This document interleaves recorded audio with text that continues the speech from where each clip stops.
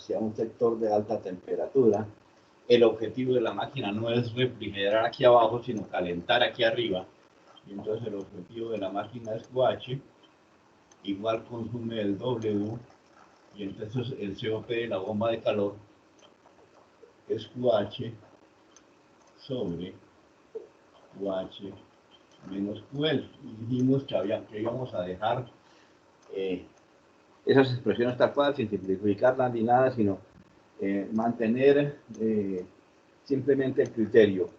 Si estamos utilizando un refrigerador, lo que nos interesa es el QL, es decir, cuánto calor podemos sacar del espacio refrigerado. Si lo que nos interesa es la bomba de calor, entonces es QH, es decir, cuánto calor podemos mover hacia el ambiente de alta temperatura. Bien. Con esto pasó lo mismo que con la máquina térmica. Se planteó la máquina térmica invertida.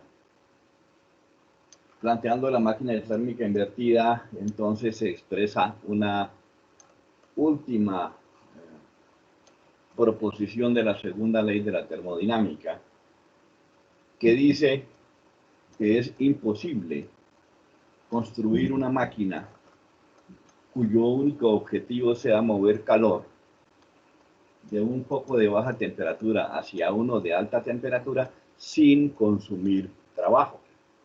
Es decir, para la máquina de refrigeración, la limitante de la segunda ley es, si queremos obligar al calor a moverse en el sentido contrario, es necesario consumir un trabajo.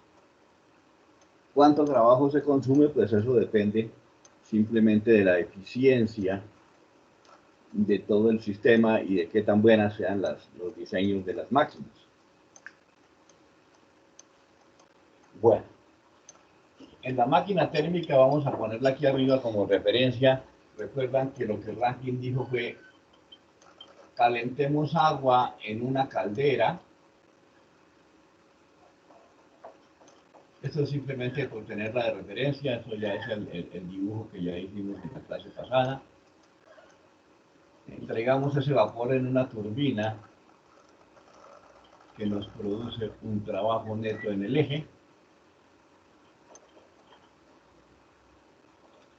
Luego condensamos el agua para regresarla a su estado líquido, y estando en estado líquido la bombeamos nuevamente a la caldera.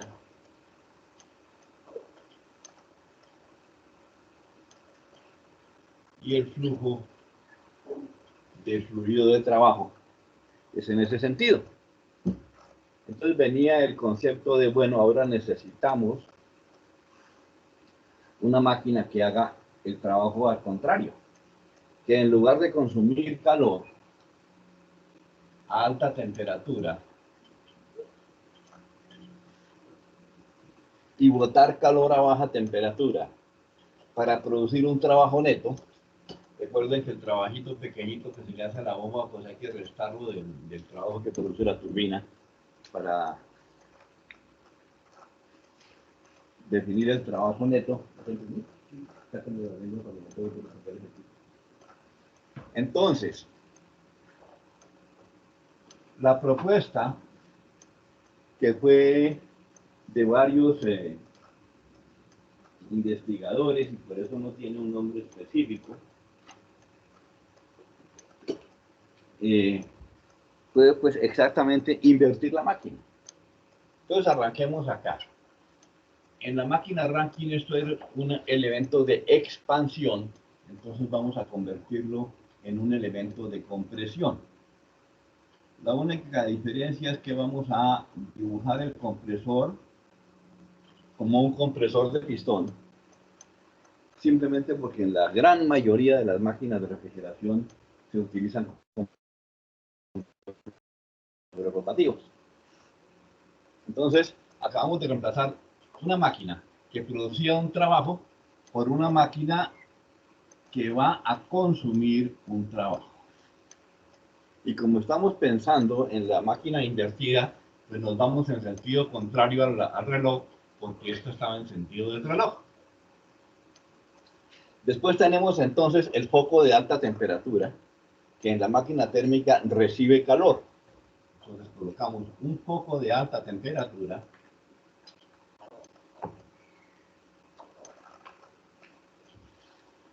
pero que en esta máquina expele calor. Entonces vamos conectando, pongamos una flechita, vamos conectando en sentido contrario al reloj. Bien, en esta máquina entonces ahora tenemos una máquina que consumía un trabajo en función de comprimir un líquido, de subirle la presión a un líquido. Entonces vamos a poner aquí una máquina, voy a ponerle simplemente un cuadrito aquí, cualquier cosa.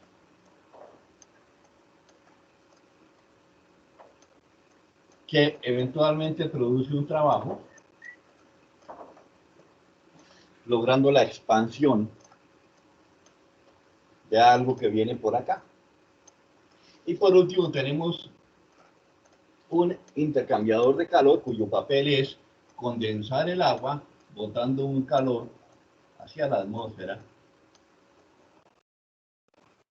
Entonces lo cambiamos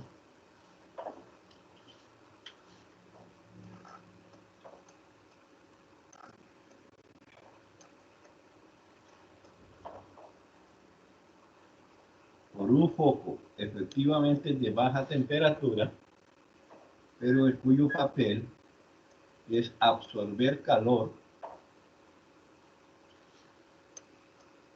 Y entonces tenemos un ciclo que funciona en sentido contrario del reloj y que se llama, ese tiene un nombre largo porque no se le adjudicó a ninguno de los varios que lo propusieron como sistema, se llama simplemente refrigeración por compresión de vapor.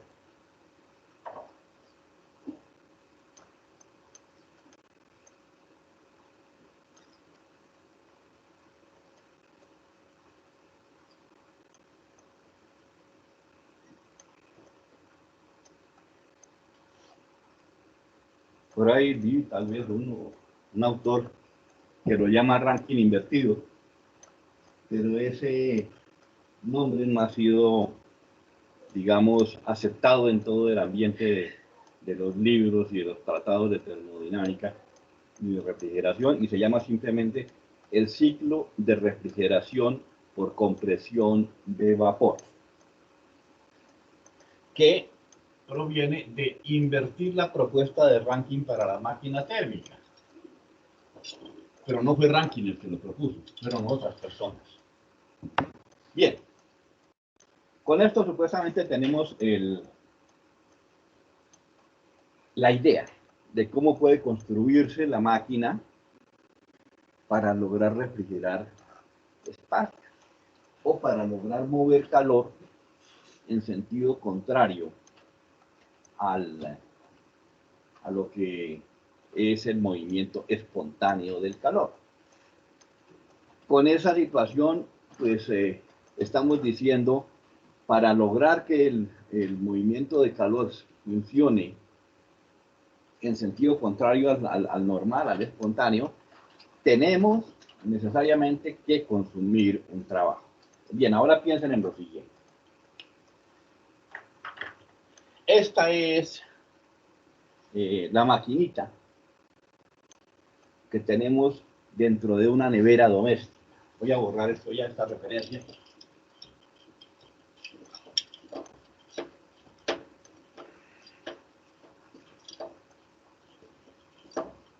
Y entonces pensemos en lo siguiente. En la nevera doméstica y en la nevera comercial, etcétera, e inclusive en las neveras industriales, en los cuartos fríos, la idea es sacar calor de un ambiente refrigerado. En el caso de nuestra nevera, ¿para qué estamos refrigerando el ambiente? Para conservación de alimentos. Y este aparatico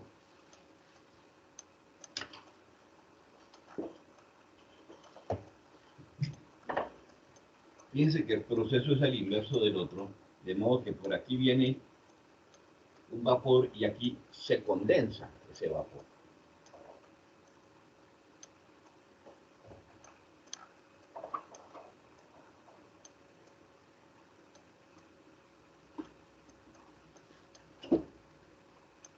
Entonces el vapor viene por acá, se condensa. Perdón, estoy al revés, se evapora. Por aquí viene el líquido y se evapora. Estoy al revés, esa era la máquina. Esta es la opuesta.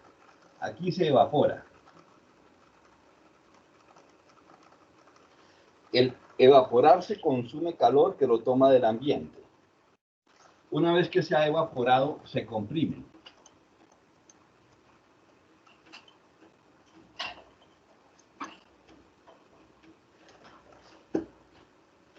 Una vez comprimido, se lleva acá y se le extrae calor mediante la condensación.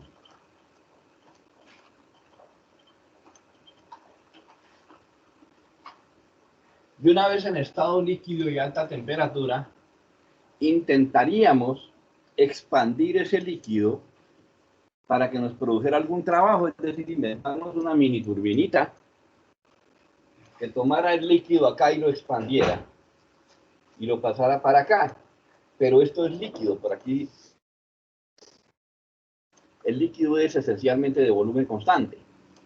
De modo que la expansión en cualquier máquina para producir trabajo que tuviera trabajo de frontera sería muy chiquita. Es decir, la idea es que una máquina ahí ni siquiera sería capaz de vencer su propia fricción. De modo que no se pone una máquina aquí. Aquí ponemos un elemento que nos baje la presión sin hacer nada más. Y ese elemento lo vimos como último equipo de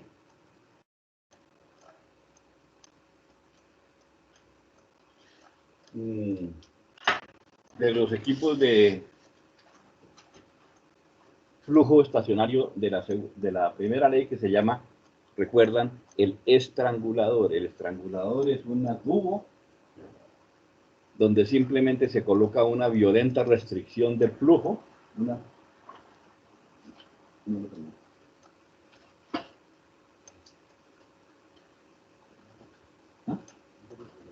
una súbita restricción del flujo, y entonces eso baja la presión y no hace nada más. No sé si no eso, porque lo que se podría lograr aquí es, como trabajo, como les digo, no sería capaz ni siquiera de vencer su propia fricción la máquina, así no sirve ni para mover un ringlete de esos de juguete.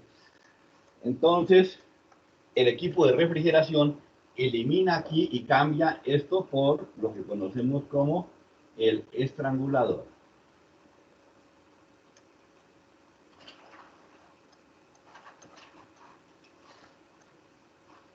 Bien, pero ya sabemos que funciona en este sentido.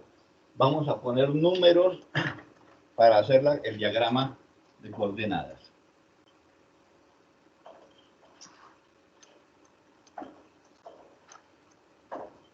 Son 4 procesos que componen el ciclo y que los numeramos de esa forma simplemente para mantener el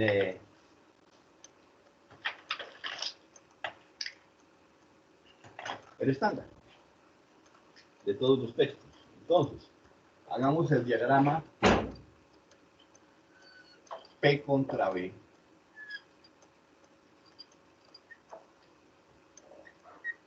De esto. La misma situación que dijo Rankine para la máquina térmica funciona aquí. Si queremos que las transferencias de calor hacia adentro de la máquina y hacia afuera sean a temperatura constante, la única posibilidad es que eso se logre mediante un fluido que esté cambiando de fase. Y si el fluido cambia de fase, tiene una campana de vapor.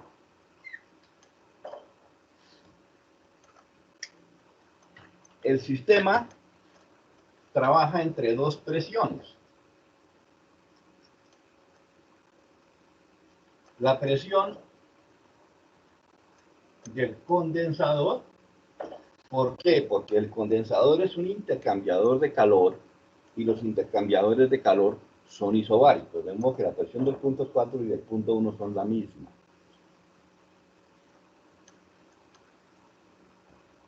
Y la presión, entonces pongámosla como por aquí. del condensador, que es otra.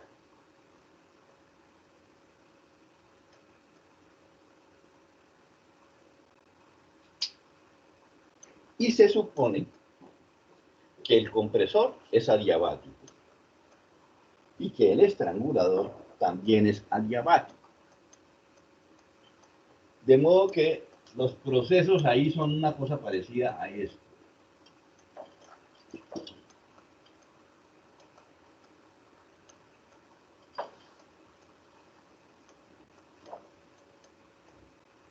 Arrancamos del punto 1. Ahí tenemos que arrancar mínimo a mínimo con vapor saturado. No puede haber ninguna presencia de líquido porque los compresores, recuerdan, no trabajan con líquidos. Entonces, aquí tenemos que suministrar como mínimo vapor saturado para que lo comprima de forma adiabática, le eleve su temperatura y le eleve su presión hasta la presión. Tengo el condensador en la cabeza. Esa es presión de evaporador y esto es presión de condensador. El condensador es otro equipo cuyo único papel es eliminar calor, es decir, es otro intercambiador de calor, por lo tanto es isobárico y desde 2 hasta 3. Es una curva de presión constante.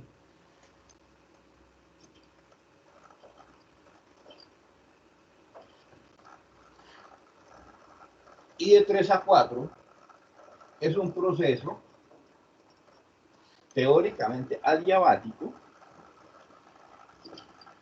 pero también, como sabemos del estrangulador, es un proceso totalmente irreversible. Y como es irreversible, lo dibujamos como una línea punteada. Y como es un estrangulador, sabemos que el proceso es un proceso de entalpía constante y que de esa manera se trabaja el sistema. Bien, entonces tenemos el diagrama de la máquina y tenemos un diagrama P contra B. Los diagramas P contra B no se usan mucho en refrigeración. En refrigeración se utiliza un diagrama que es presión-entalpía.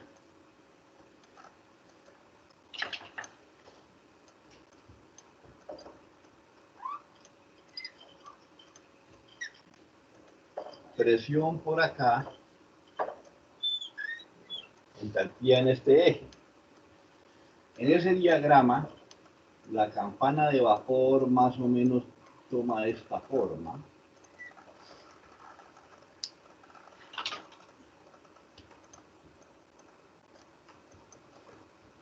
Tenemos la presión de arriba,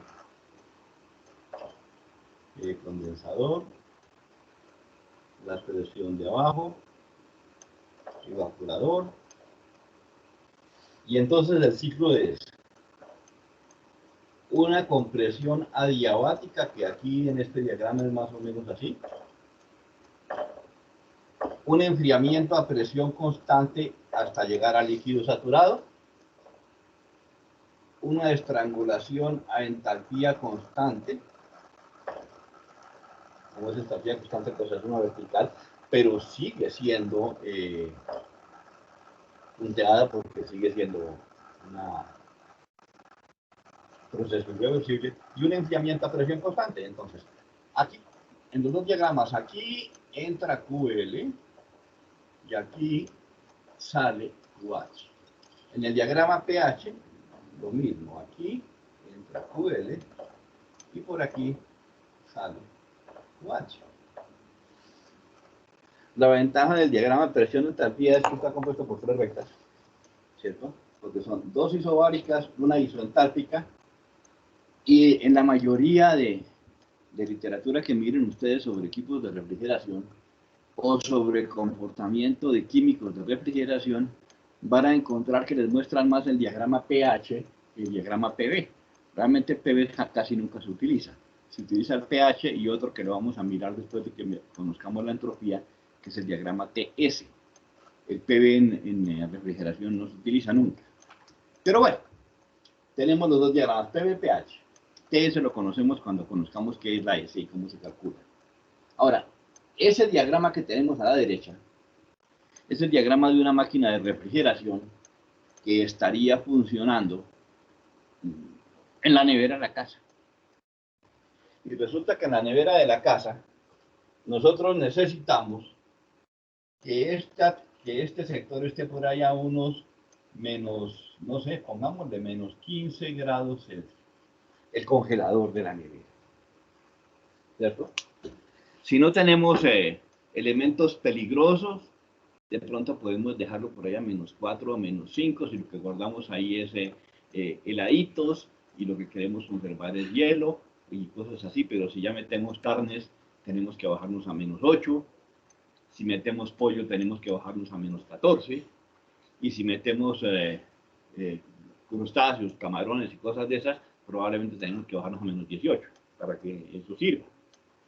Pero bueno, de todas maneras tenemos que estar a menos 15, entonces piensen, abajo hay un evaporador que tiene que evaporarse a menos 15 grados Celsius. Eso de por sí nos descarta cualquier posibilidad de utilizar agua en esta máquina. Por otra parte, la máquina tiene que botar aquí a un calor por condensación, donde esta temperatura debería estar, digamos en este momento, hacia los 50 grados Celsius. Bueno, 50, dejémoslo en 50. ¿Por qué 50? Porque tiene que botar calor al ambiente de la cocina. Y el ambiente de la cocina puede estar como mínimo 7 grados por debajo de esto para que la transferencia de calor suceda. De modo que el ambiente de la cocina puede estar a unos 40 grados. Que eso sería una temperatura sumamente alta. Pero bueno, en la costa una cocina normal, en una casa sin aire acondicionado, está tranquilamente a 40 grados. Y si la nevera no está diseñada para que bote calor a 40 grados, pues no funciona. De modo que ahora tenemos un químico que debe condensarse a temperaturas muy altas. Bueno, no muy altas, a temperaturas altas. Y eso nos desecha completamente la posibilidad de pensar en agua o en cualquier otra cosa de esas normales de las que tenemos. Entonces, la máquina de refrigeración se planteó con base en unos químicos que fueron los primeros que utilizaron nuestros investigadores para que les trabajara la propuesta esta.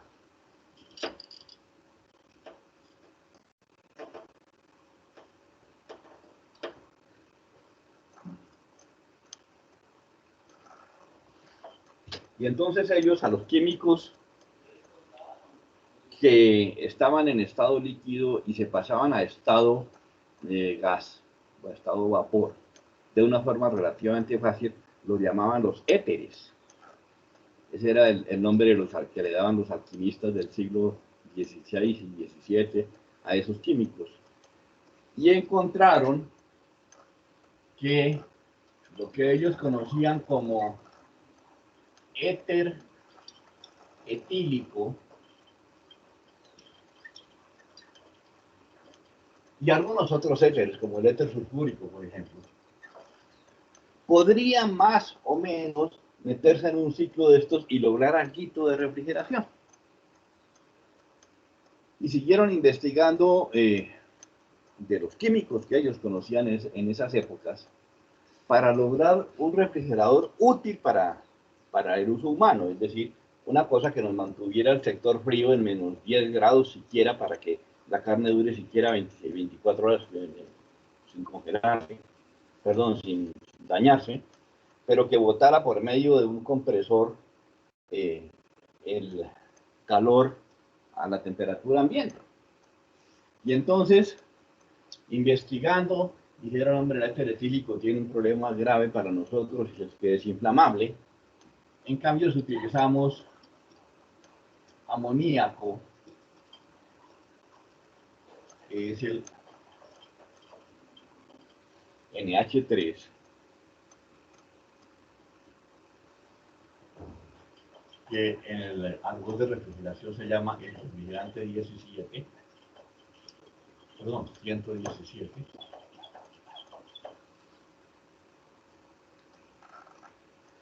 el 1 es un refrigerante que no depende de la química del carbono, y el 17 es el peso molecular del nitrógeno.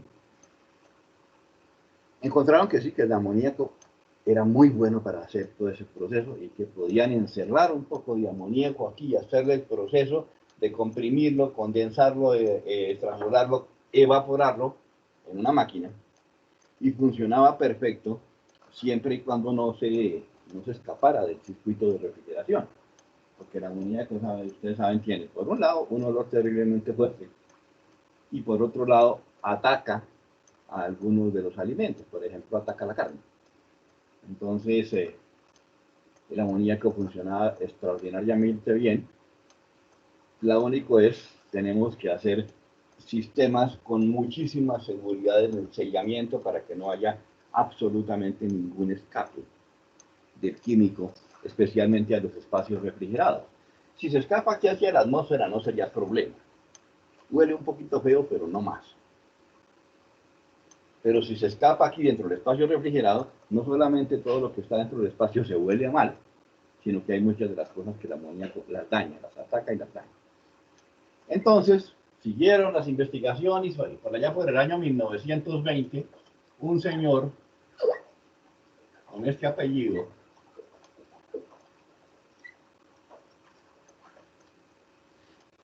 bueno, es que aquí nos falta otro que utilizaron en esas épocas, que fue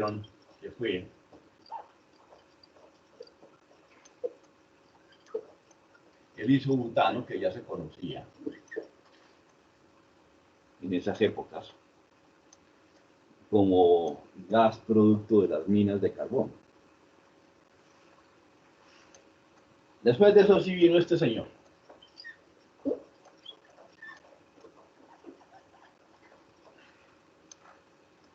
Y él, lo que se le ocurrió dentro de sus condiciones químicas fue tomar el gas más común, el metano. Es un gas que se encuentra en las minas de carbón, o en esas épocas se encontraban las minas de carbón. Además es el gas que se produce en cualquier proceso de putrefacción de elementos orgánicos, de modo que metano había mucho. Y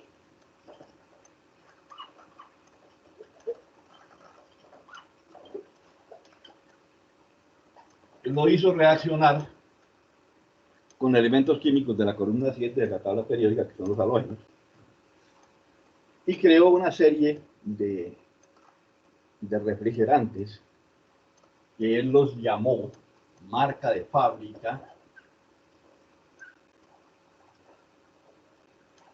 los freones. Y creó el freón 11, y creó el freón 12, que tienen diferentes fórmulas, ustedes las tienen ahí en su tabla de propiedades. ¿Qué es el freón 12, por ejemplo? Miren la tabla y me dicen qué es el freón 12.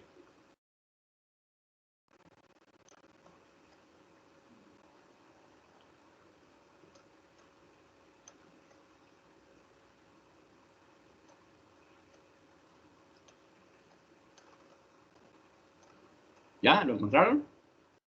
Todo lo que tienen que hacer es mirar en la tabla, una de las primeras, la segunda tabla tal vez, donde están propiedades de los elementos, busquen el freón 12 y me cuentan qué es. Ahí queda pendiente para que me digan ahorita qué son los freones. Esos freones son compuestos de elementos halógenos alrededor del metano. De los elementos halógenos más simples de conseguir en la naturaleza, pues es el cloro.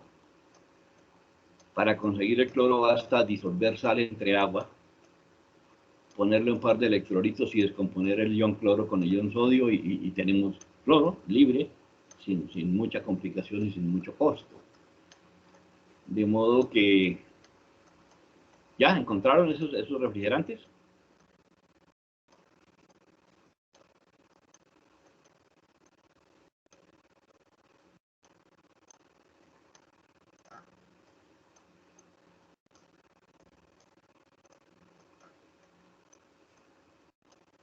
¿Alguien está buscando o todo el mundo está esperando que el del otro lado busque?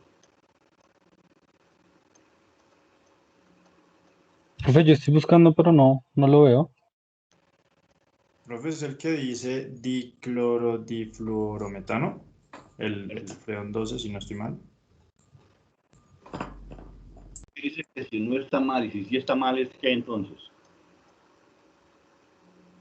¿Cuál es el freón 12?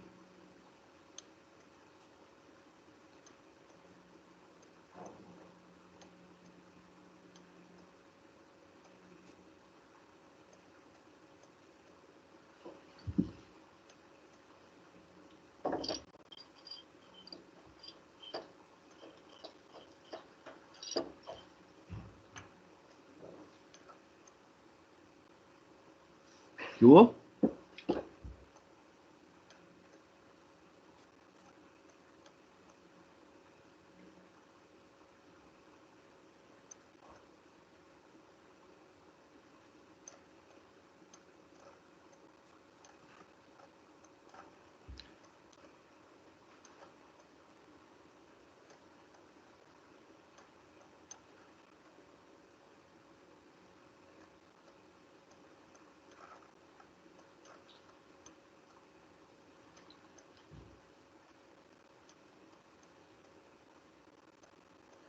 Profe, pues yo solo encontré el que dice mi compañero. ¿Quién encontró? El que dice Díganos, diclorodifluorometano. por favor. Eso de decir el que dijo el otro es evadir responsabilidad. ¿Qué fue No, lo que profe, encontró? el de diclorodifluorometano. ¿Qué dice ahí? ¿Qué más dice ahí donde dice dicloro, diclorometano? Dice R12, profe. Dice R12.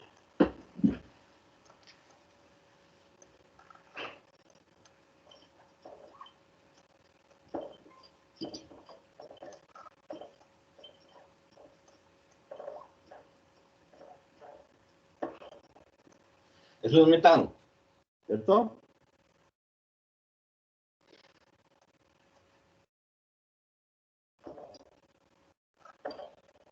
Mediante las reacciones que este señor logró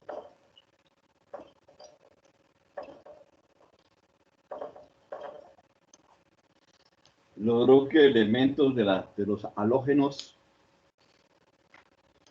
reaccionaran con el metano y se metieran, tienen la misma valencia del hidrógeno, se metieran en lugar de los hidrógenos. Creó un refrigerante, el R11, que es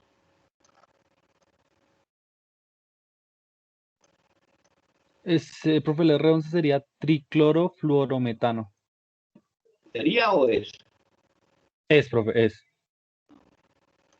Entonces, con eso, que fue más o menos eh, sintetizado o creado por una reacción química bastante tonta, por el señor DuPont, creó ese par de refrigerantes, el R11 y el R12. Ya hay algunos otros por ahí que no tuvieron tanta importancia comercial como estos dos que hicieron multimillonario al señor DuPont, porque cuando el señor DuPont se inventó esa cosa, era un químico común y corriente, y después pues se pasó a ser el dueño de la empresa química más grande del mundo, tanto en dinero como en productos.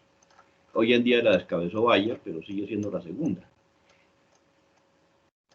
Este señor manejó estos refrigerantes más o menos hasta los años 60 por ahí. Es decir, duró del tiempo de patente. La patente siempre son 20 años. A los 20 años General Electric sacó exactamente los mismos productos, pero no los llamó freones, sino genatrones. Pero eran los mismos, era el Genatron 11 y el Genatron 12, igualitos. Hasta que alguien dijo: el cloro libre en la atmósfera acaba con la capa de ozono. Y estos refrigerantes, cuando se ponen en contacto con la atmósfera a ciertas temperaturas que no son muy altas, liberan el cloro queda libre en la atmósfera, de modo que esos refrigerantes son tremendamente dañinos para el sistema ecológico de la atmósfera de la Tierra y los prohibieron. De modo que se le acabó el negocio al señor DuPont, le prohibieron sus freones. Y entonces, él que ya tenía mucho dinero, se dedicó a investigar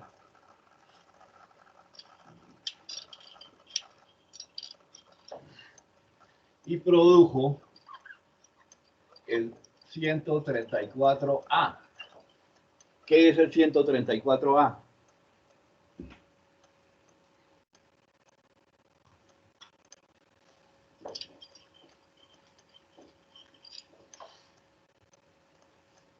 A ver, lean y me dicen. Profe, 134A es tetrafluoretano. Tetrafluoroetano. ¿Qué es etano? ¿Cuál es la fórmula del etano?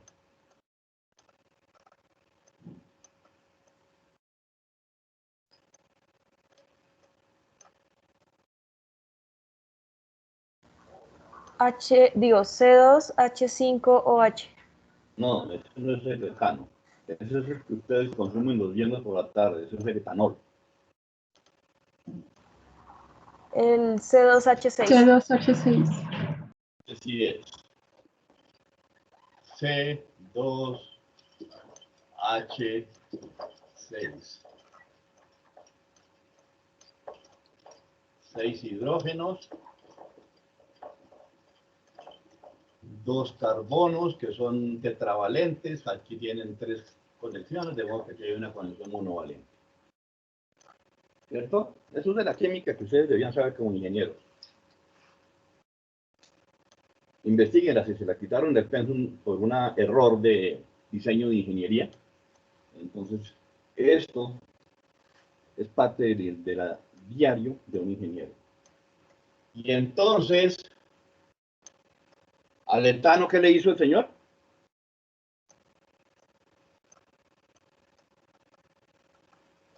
¿Cómo es el nombre del R134? Triclorofluorometano. No, Ah, perdón, profe, sería tetrafluoretano. ¿sería o es? Ese es, profe, que vea.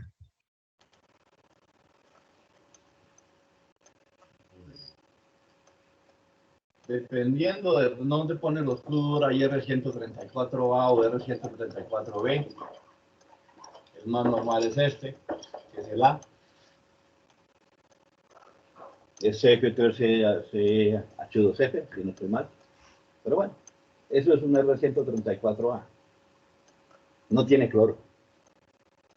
Y como no tiene cloro, Mr. Dubón dijo, solucioné el problema, mi refrigerante no tiene cloro, no produce daño en la capa de ozono, y entonces todo el mundo comenzó a usar R134A, y todo el mundo, de hecho todo el mundo, fue el refrigerante universal, hasta que un señor, de un apellido raro, que no les estoy dando unos datos porque ustedes van a hacer una investigación sobre todo este libro,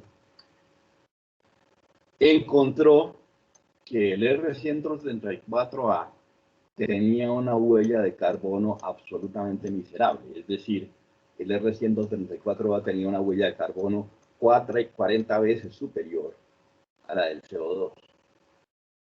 Entonces, el R134A ya no daña la capa de ozono, pero es uno de los gases que más produce efecto invernadero. Y entonces, lo prohibieron.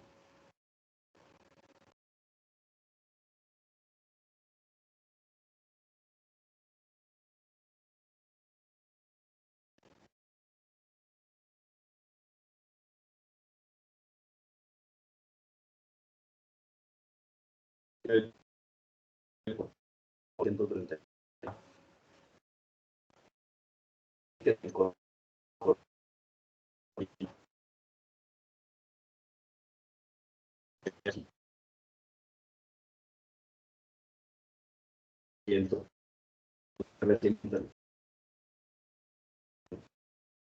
A medida que van saliendo,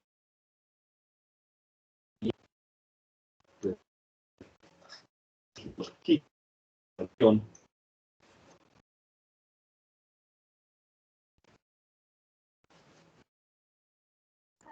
Profe, se te escucha entrecortado.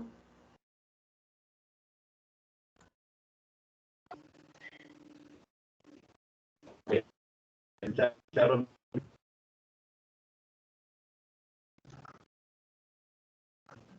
Profe, no se escucha como entrecortado y se laqueó la pantalla, bueno, se quedó estática. No se ve nada, se ve muy pixelado. Servicio de internet.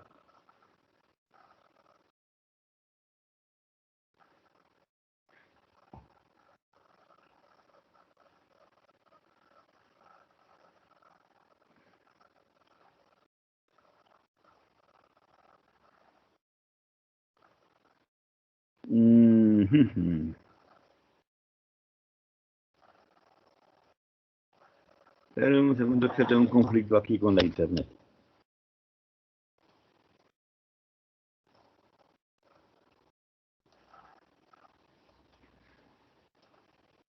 ¿Mejoramos en algo?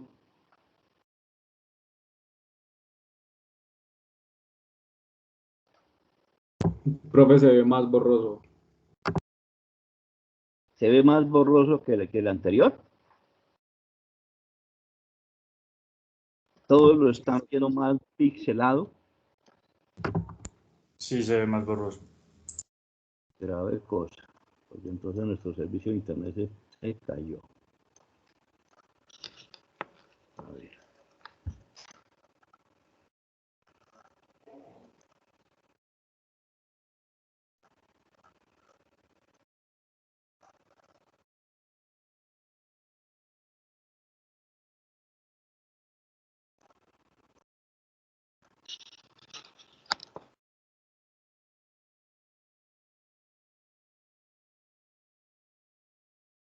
¿Qué pasó ahora?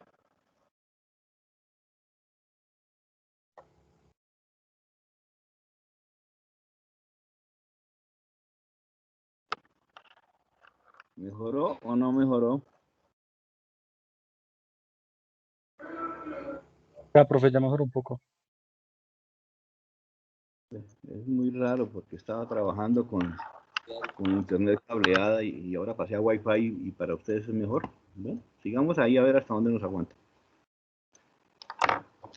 Bien. No, güey. ¿Aló? PDF de nuevo. Pero pues ya lo leí 5 veces y nada. ¿Alguien estaba hablando o fue que se le quedó el micrófono prendido y estaba hablando carreta? Bien. ¿El audio está medio mejor? Sí, profe, ya se escucha Sí, bien. se escucha. Bien, entonces, estábamos en el cuento del R134A, que quedó prohibido, y entonces los fabricantes están investigando sobre estos dos que ya los habían utilizado por allá los viejísimos de la refrigeración, especialmente el isobutano, que es el R600, que ahorita cualquier nevera que ustedes miren en cualquier almacén donde vendan equipos de refrigeración, chismosien, ustedes van a ver que las neveras ahora todas son R600. Dentro de la industria colombiana, Challenger está utilizando R600 desde el año 2017 y aquí es prohibido vender neveras nuevas, equipos de refrigeración comercial nuevos o equipos de refrigeración industrial nuevos basados en R134A. Y entonces estamos en dos y resucitando a un viejo amigo que es muy buen refrigerante, es muy barato de producir químicamente. Si se descompone en nitrógeno e hidrógeno, que ambos son gases residentes en la atmósfera, de modo que no es contaminante, no genera efecto invernadero, pero sigue teniendo el problema de su olorcito. Igual, lo que pasa con estos dos, con el isobutano, con el ciclopentano, estos dos son dos derivados del petróleo o dos gases inflamables, de modo que lo que no hacen por olor, porque no huelen a nada, lo hacen por el peligro de inflamación, de modo que de todas maneras lo que se hace, lo que se está haciendo ahora como normas estandarizadas de ICONTEC para la fabricación de neveras, no es solo está prohibido el uso del R134A y cualquiera, lógicamente, de los Rs eh, con halógenos anteriores, es decir, el 11, el 12, todas esas cosas están prohibidas. Pues ahora todo es en función de la seguridad del equipo, de que no haya fugas, de que, etcétera, etcétera. Bien, entonces, ustedes, mis queridos muchachos, van a investigar varias cositas.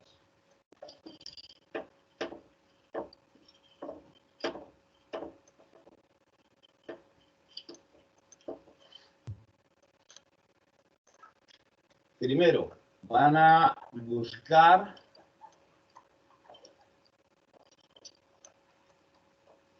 una tabla de refrigerantes.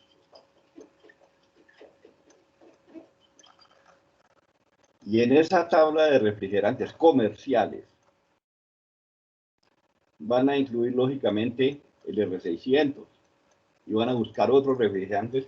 Van a buscar al menos de esa tabla, encontrar 10 de ellos, la tabla tiene más de 40,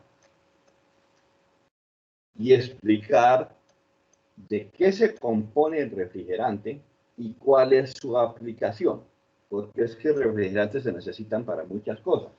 No es lo mismo el refrigerante de la nevera de la casa que el refrigerante para enfriar las inyectoras de plástico que producen tubería, que el refrigerante para enfriar los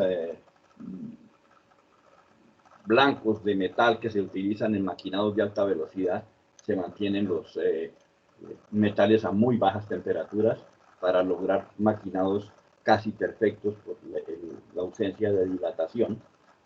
O que el refrigerante que se utiliza en un cuarto frío grande, como puede tener, por ejemplo, Carulla allá en el sector de Montevideo, que tiene un cuarto frío gigantesco, donde se guarda toda la fruta y verdura de todos los carullas de la sabana de Bogotá. Entonces van a buscar diferentes refrigerantes, cómo se componen y cuál es la utilización. Segundo,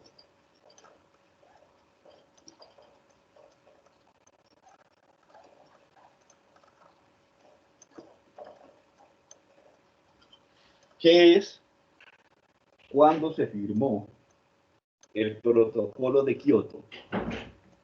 ¿Y cuáles fueron las consecuencias de ese protocolo para la industria de la refrigeración? ¿Y qué es y cuándo se firmó el Pacto de Montreal, que también es una consecuencia de lo mismo? Y cuentan en su investigacióncita, que es individual y es para la clase del sábado, es decir, está entregada antes de la clase del sábado, o sea, subida a el blog de notas, capítulo personal. Además,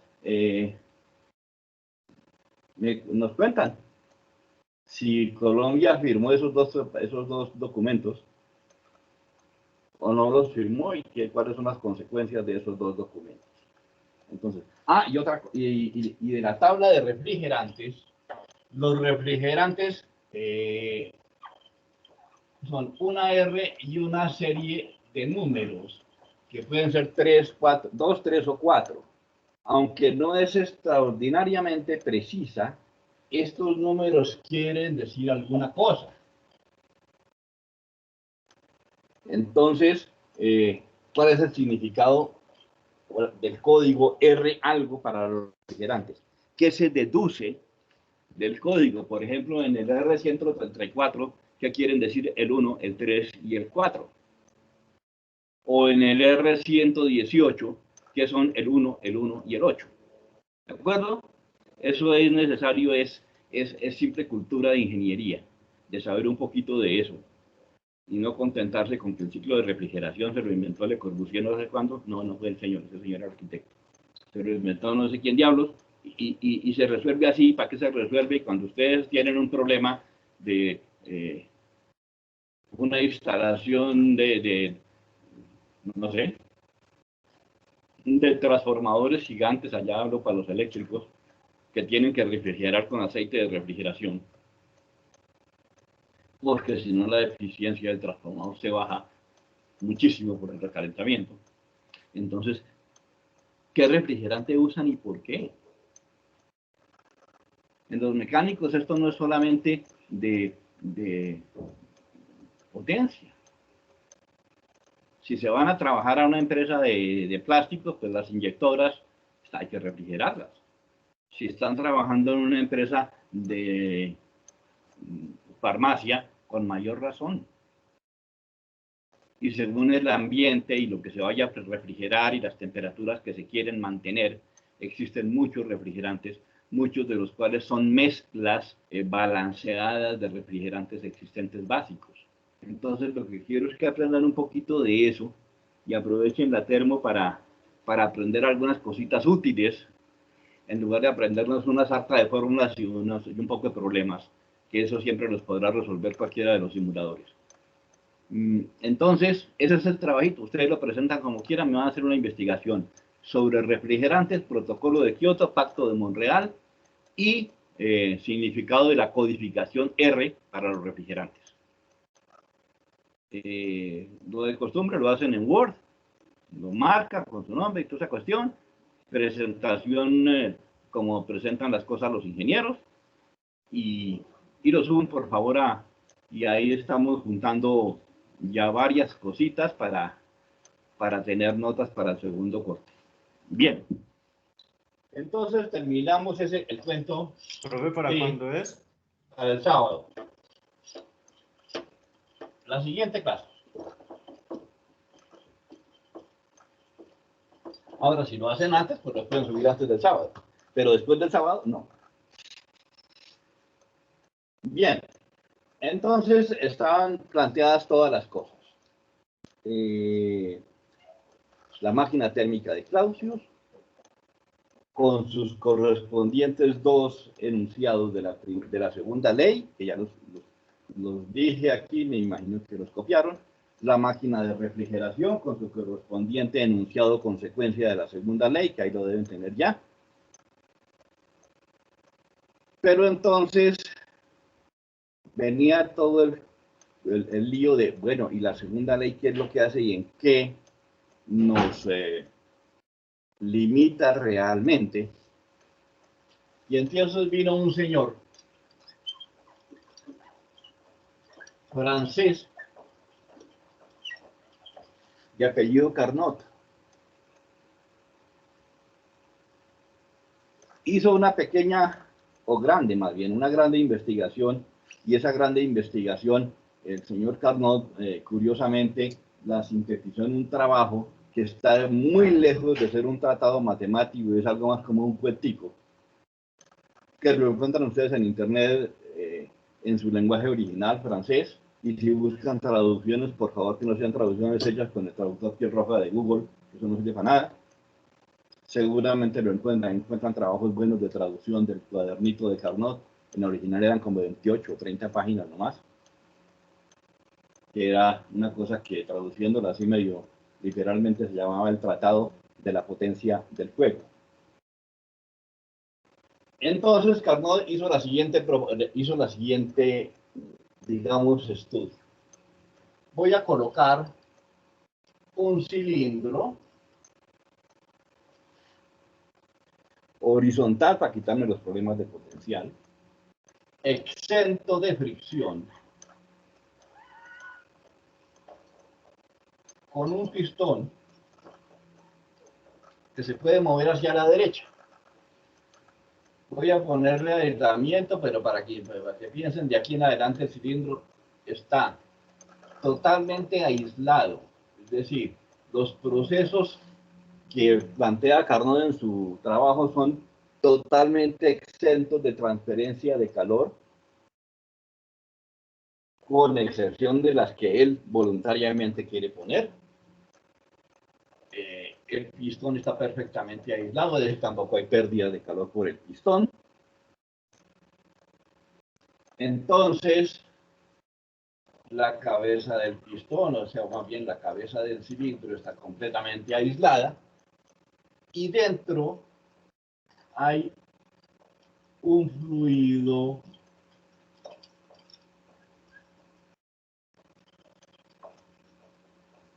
compresible, es decir, no puede ser un líquido. Y para no complicar mucho Carnot dijo, pues imaginen que es aire, para no complicar la idea. Pero es un fluido compresible. Entonces tenemos ese aparato básico. Entonces, quitamos el aislamiento de acá y colocamos un gran bloque muy grande que está a una temperatura muy alta. Ya no está aislado. Pusimos eso. El bloque es muy grande, de modo que su temperatura no varía, pero sí suministra calor al fluido que está dentro del cilindro. Y entonces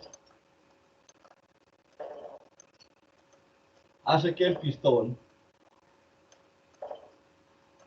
se mueva un poquito, llamémoslo L1, por cuenta de una expansión isotérmica, porque todas las paredes están aisladas. Lo único que fue, quitamos el aislamiento de la cabeza del cilindro, pusimos un gran bloque enormemente grande a temperatura alta. Luego la temperatura del bloque se mantiene constante, pero le suministra calor. Y cuando ya se ha movido lo que se necesita, se retira el bloque y vuelve y se aísla todo el cilindro. Y entonces aquí hubo una expansión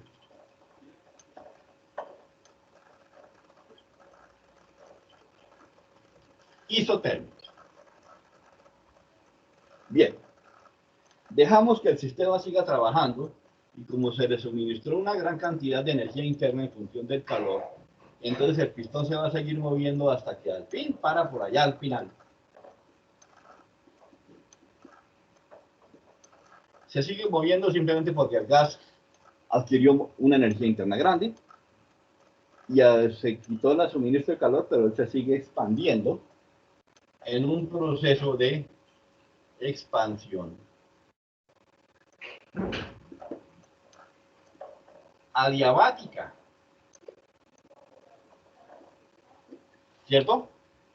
¿Por qué es adiabática? Porque todo está aislado, no hay flujo de calor para ninguna parte, y entonces tengo un proceso de una expansión adiabática. Cuando tengo el pistón en esa posición,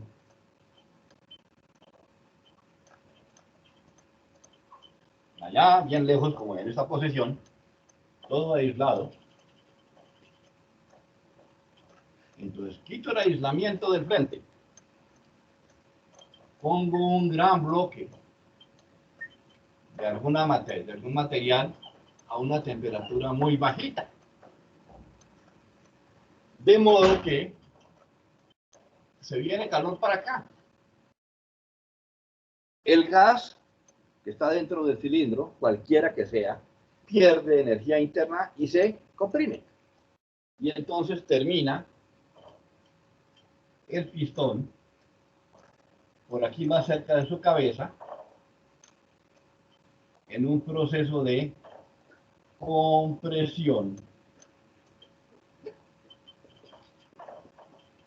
isotérmica.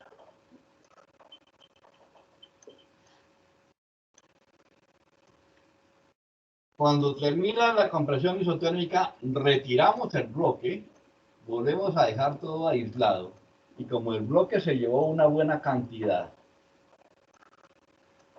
de energía del gas, el gas se sigue comprimiendo en una compresión adiabática.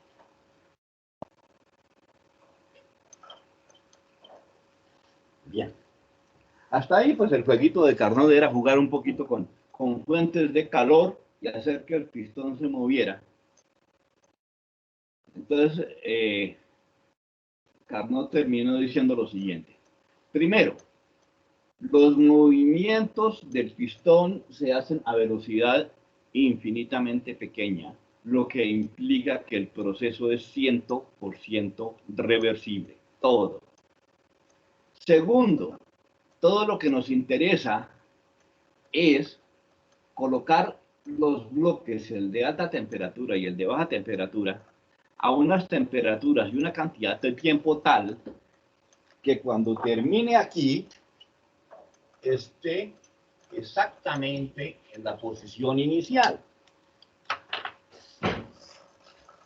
Entonces, después de expansión isotérmica, expansión adiabática, luego compresión isotérmica y luego compresión adiabática, el pistón regresa exactamente a la posición inicial. Y si regresó a la posición inicial, puedo volver a poner mi jueguito y volver a poner el TH y volver a hacer todo el proceso y volver a poner el TL y volverlo a traer a su posición inicial y seguir jugando con eso en una cosa que él llamó simplemente el ciclo de Carnot. Condiciones del ciclo de Carnot. Hay aislamiento perfecto, transferencias de calor solo se suceden cuando colocamos los bloques de alta o de baja temperatura para suministrar energía o quitarle energía al gas.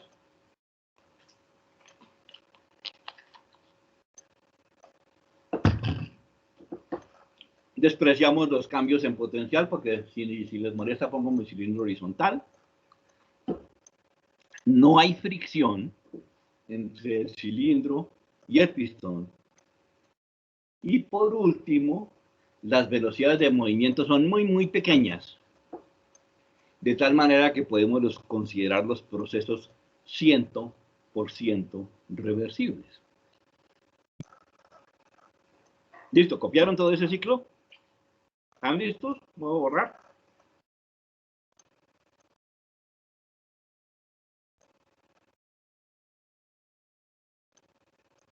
¿O ya no están? Se duermen. Nadie contesta. Sí, profe. Acá está.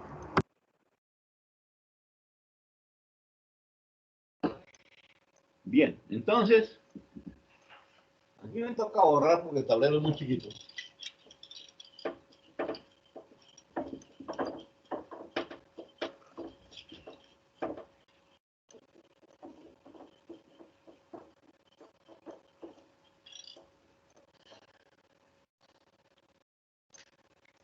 Si tratamos de hacer un diagrama P contra B de la propuesta de Carnot, entonces en ese diagrama P contra B tenemos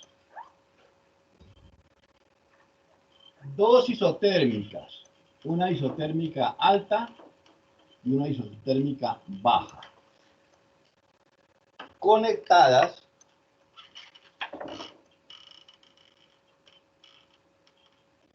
por dos adiabáticas que son curvas de pendiente más fuerte, porque son PB a la N, mientras que las otras son PB normal. Y entonces arrancamos en qué, ¿cómo era el proceso? Arrancamos en una expansión isotérmica, seguidos de una expansión adiabática, seguidos de una compresión isotérmica y terminamos con una compresión adiabática. Y dice Carnot, acabo de encontrar una secuencia de procesos que es un ciclo, en primer lugar, que de acuerdo al orden en que se ejecutan los procesos, es un ciclo que produce un área neta positiva en el diagrama P contra B. Luego produce trabajo neto. Y el ciclo regresa siempre a la posición inicial, de modo que en cualquier momento en que yo quiera parar, estoy aquí, en la posición inicial, el sistema no cambió sus propiedades, o bueno, los cambió, pero regresó a ellas y produce un trabajo neto.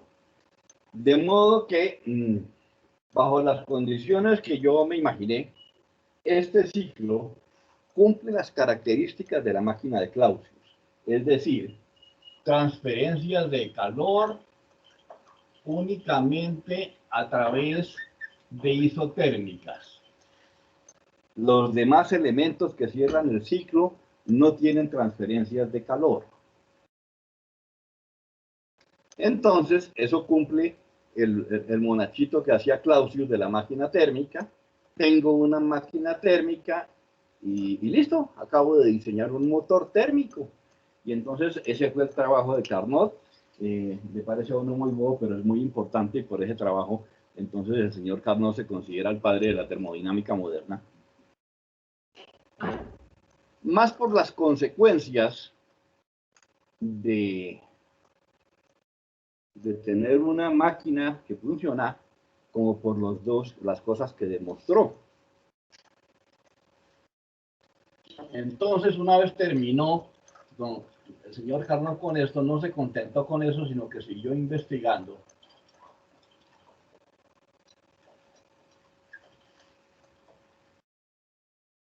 Y entonces, no voy a hacer dibujos, los dibujos están en todos los libros. Vamos a mencionar los postulados. El primer postulado dijo: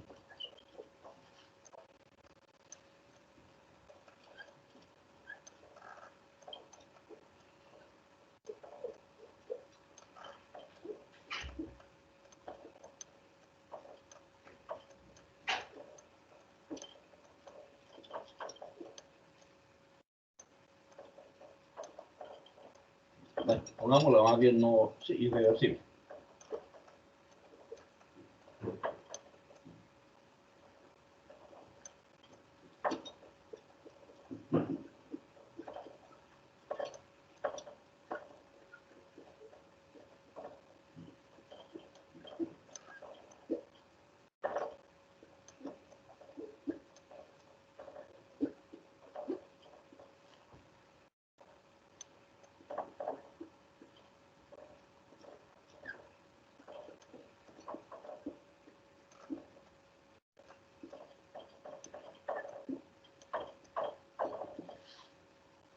Ese fue el primer postulado.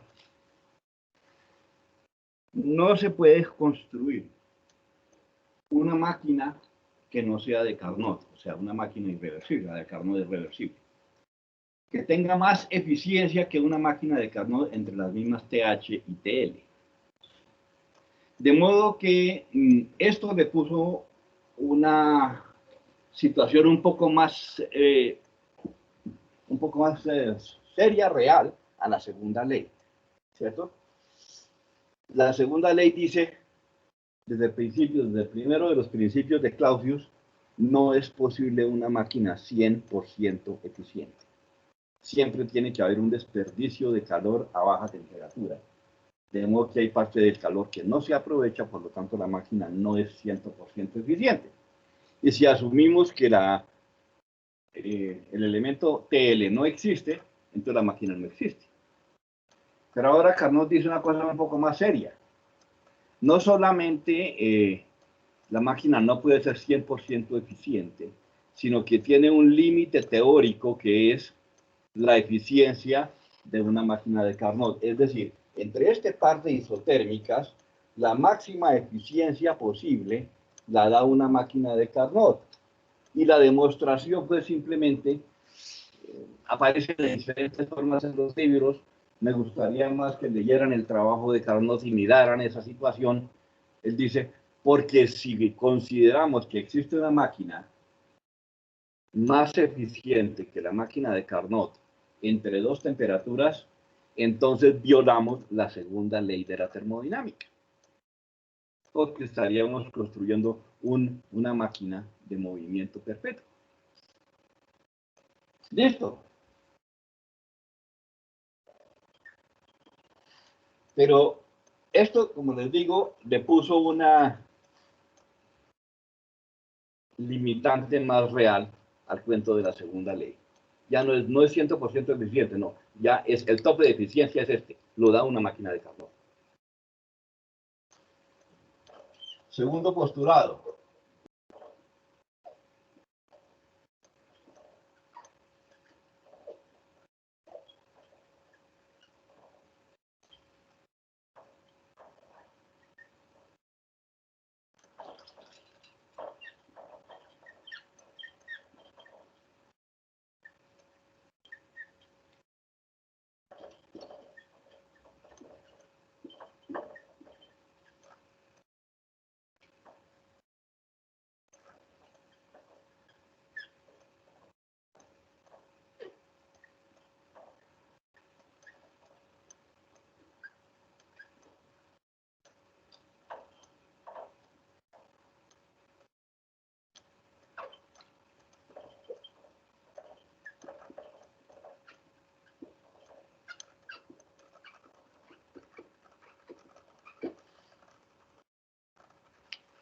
haciendo un análisis similar al que él hizo arriba, entonces dijo, si yo tengo dos focos de temperatura, uno ATH y otro ATL, y pongo dos máquinas de las mías, de las que yo me inventé, trabajando entre esos dos focos, las dos máquinas van a tener exactamente la misma eficiencia.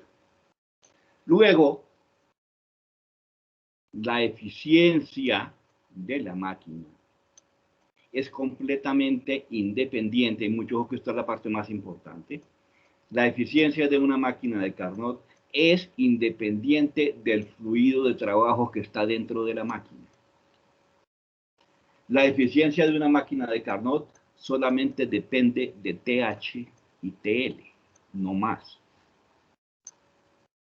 Es independiente del tipo de fluido. La única condición es que el fluido sea compresible para que se pueda comprimir y moverse el pistón. Lógicamente, si metemos agua ahí adentro, pues no se va a comprimir. Entonces, eso dio pie a dos cosas. La primera, el primer postulado, a que tenemos ahora un límite teórico real de cuál es la máxima eficiencia de una máquina. No es posible que tenga más eficiencia que la máquina de Carnot entre las mismas temperaturas. Pero además también Carnot comprobó que si asume que una máquina de Carnot es más eficiente que otra, trabajando entre las mismas dos temperaturas, también se viola la segunda ley de la termodinámica propuesta por Clausius. Luego, la eficiencia de una máquina de Carnot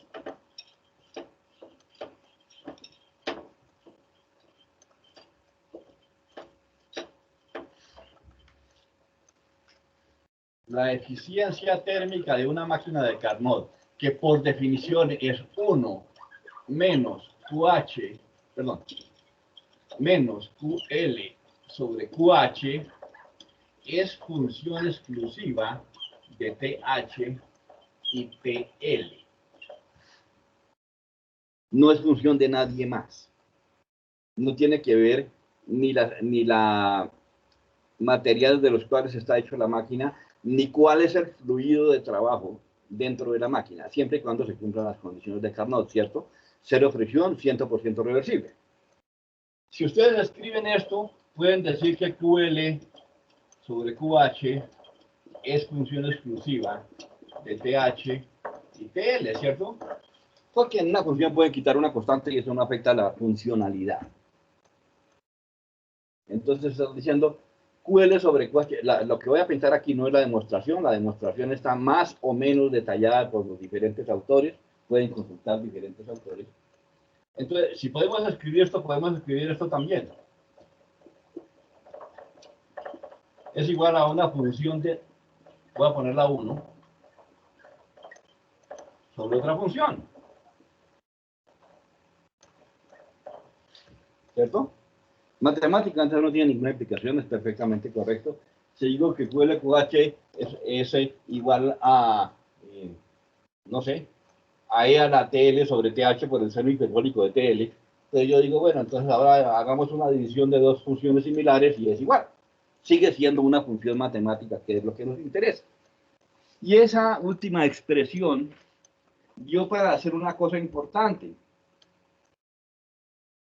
Resulta que podemos definir escalas de temperatura en función de eficiencias de máquinas de Carnot. ¿Y cuál es la ventaja? Que como la máquina de Carnot no depende, su eficiencia no depende del material que está trabajando dentro de la máquina. Entonces, esa escala de temperatura no está relacionada con ninguna condición o comportamiento físico de un material, como sucede con las escalas de temperatura que conocemos. La Celsius o la Fahrenheit, ambas dependen del comportamiento del agua. Y se hizo con el agua porque era el químico más abundante y más conocido en sus propiedades, a pesar de que es completamente alrevesada y atravesada en su comportamiento. Pues se hizo con eso. Pero ahora resulta que las eficiencias de las máquinas de Carnot son función exclusiva de las temperaturas. Podemos medio simplificar esto, como les digo, la demostración no está completa, aquí solamente les estoy dando la idea. Y entonces, QL sobre QH es una función de T, o una división de dos funciones, o una multiplicación de dos funciones, o una suma de dos funciones, no importa. Y entonces comenzaron las propuestas. ¿Cuál sería la función para que esto nos trabaje más o menos bien? Y entonces alguno dijo, no, yo les propongo lo siguiente. Estaba de moda el señor, ¿cómo se llama? De las funciones exponenciales. Ese señor. Estaba de moda, acababan de descubrir las funciones exponenciales, y entonces alguien dijo, no, mira, hagamos esto.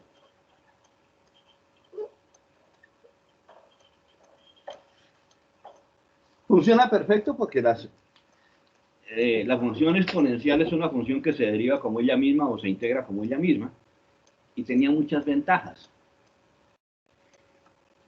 Y casi que estaba aceptada esa propuesta, lo que nos hubiera llevado hoy en día a escalas de temperatura de tipo exponencial. Cuando alguien se dijo, hombre, pero ¿para qué se complican la vida?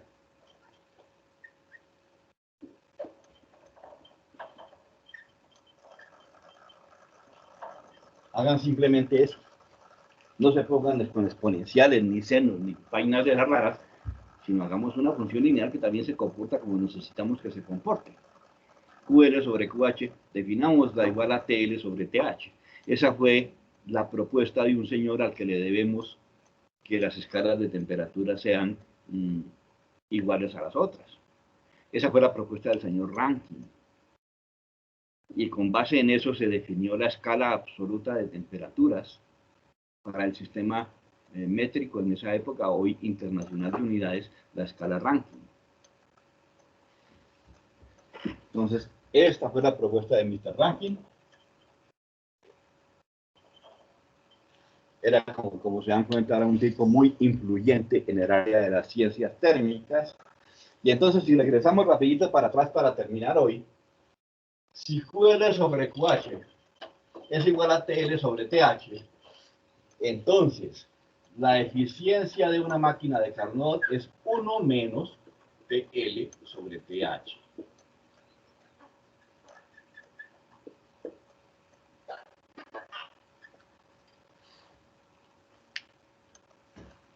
De ahí pueden leer, pues puede ser Sengel o inclusive el mismo tratado posterior de Carnot, donde dice, con base en eso, entonces podemos definir las escalas absolutas de temperatura con base en eficiencias de máquinas de Carnot. Y entonces, ahora, regresando hacia el primer postulado, la máxima eficiencia que puede tener una máquina térmica entre dos temperaturas es 1 menos TL sobre TH, porque esa es la eficiencia de una máquina de Carnot. E igual podemos decir, el máximo COP de un refrigerador es TL sobre TH menos TL. Y el máximo COP de una bomba de calor es TH sobre TH menos TL, que entonces serían dos máquinas térmicas invertidas, ambas trabajando de forma invertida, pero en un ciclo de Carnot. Y son los máximos COPs que se pueden obtener teóricamente de unas máquinas que trabajan en un único ciclo con un único fluido de trabajo. De ahí para atrás, pues la definición de la escala absoluta vino en dos cosas, que son, primero, definir cuál era el delta de temperatura absoluta, y Rankine fue otra vez el que metió la cuchara y dijo, pues dejen el delta de la escala absoluta igual al delta de la escala Celsius o centígrada, como se llamaba en el siglo XVIII. Y entonces, por esa razón, la escala Kelvin, esto, perdón, no fue Rankine, sino Kelvin el que propuso esto, fue Kelvin, excúsenme, es Kelvin. La escala Kelvin, un delta en la escala Kelvin es igual a un delta en la escala Celsius. El lío de cuál es el cero absoluto de la escala Kelvin vino después de la tercera ley de la termodinámica, y entonces lo hablamos cuando terminemos de ver la segunda. Cómo definieron el valor absoluto del cero, y cómo, gracias a esas teorías, lograron determinar el que era menos 273.15 grados Celsius que era la mínima temperatura teórica a la que se podía alcanzar.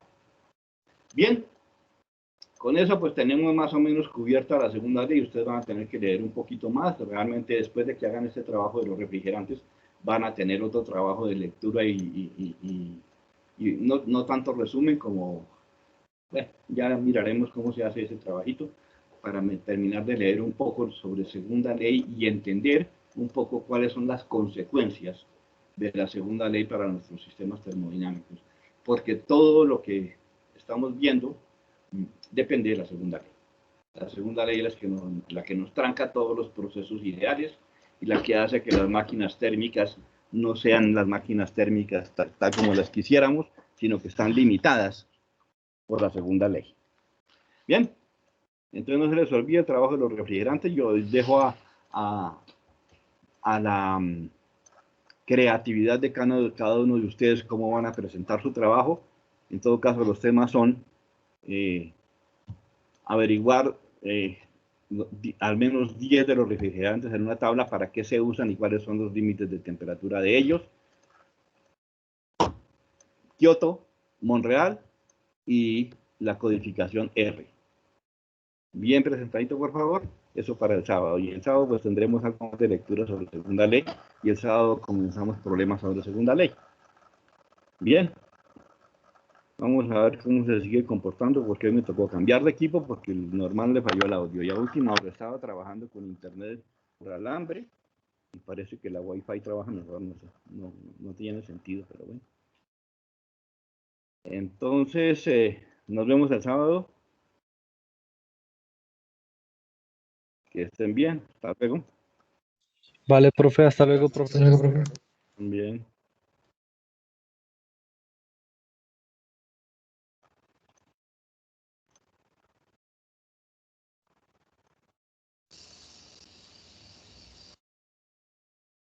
Bueno, ya se pueden salir, ya descargué la lista de asistencia, entonces ya pueden salir.